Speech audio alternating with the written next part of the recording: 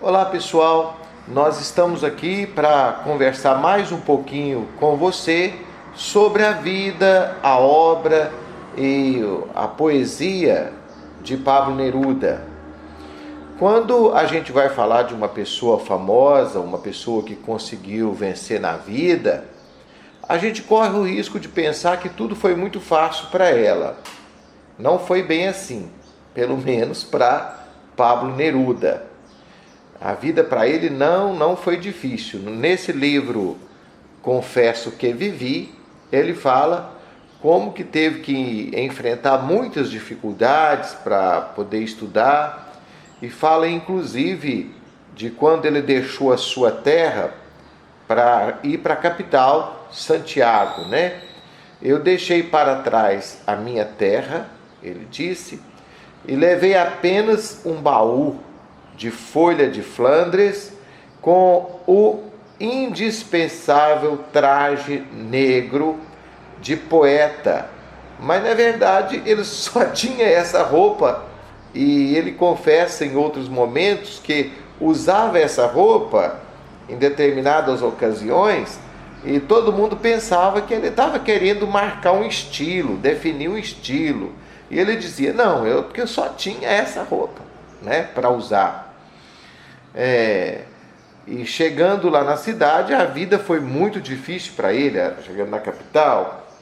Ele escreve aqui nesse livro, nessa edição minha aqui, na página 34.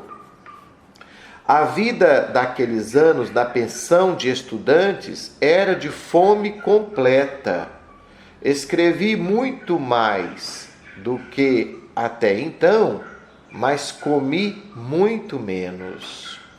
Alguns dos poetas que conheci naqueles dias sucumbiram por causa das dietas rigorosas da pobreza.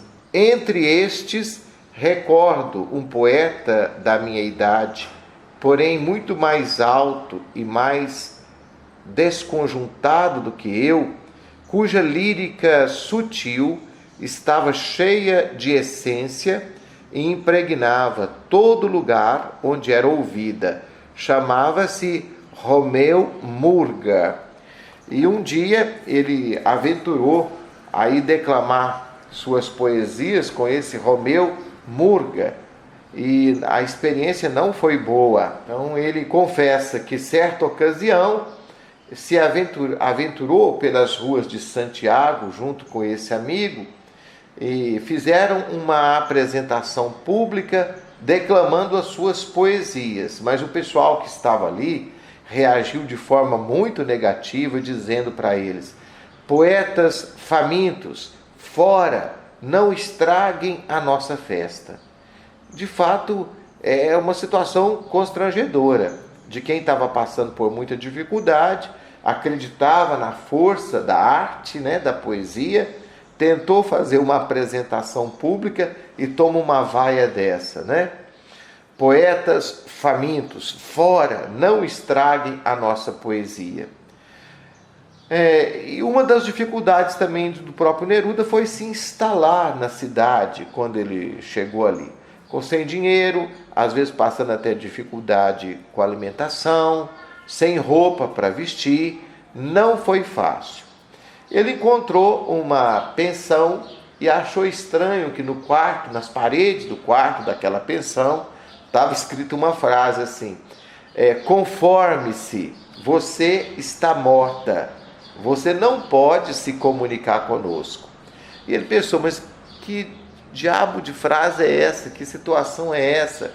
Por que em todas as paredes está escrito isso? E ele vai conversar com o dono da pensão, e o dono da pensão disse para ele: não, é que eu perdi a minha esposa há pouco tempo, e eu fiquei sabendo que os mortos têm muita dificuldade para compreender que eles estão mortos.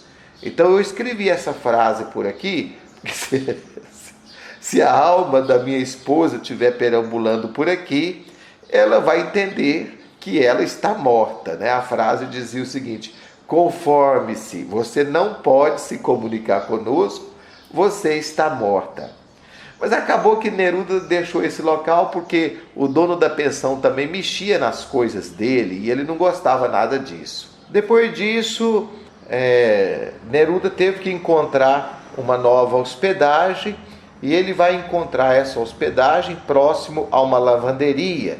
E nessa ocasião, ele encontra-se com uma viúva um tanto quanto fogosa, e sobre essa viúva ele vai escrever o seguinte: por aqueles dias fiz amizade inesperada com uma viúva indelével de imensos olhos azuis que se velavam ternamente na lembrança de seu recém-falecido marido. Este havia sido um jovem novelista, célebre por seu belo porte. Juntos faziam um par memorável, ela com sua cabeleira cor de trigo, o corpo perfeito e os olhos ultramarinos, e ele muito alto e atlético.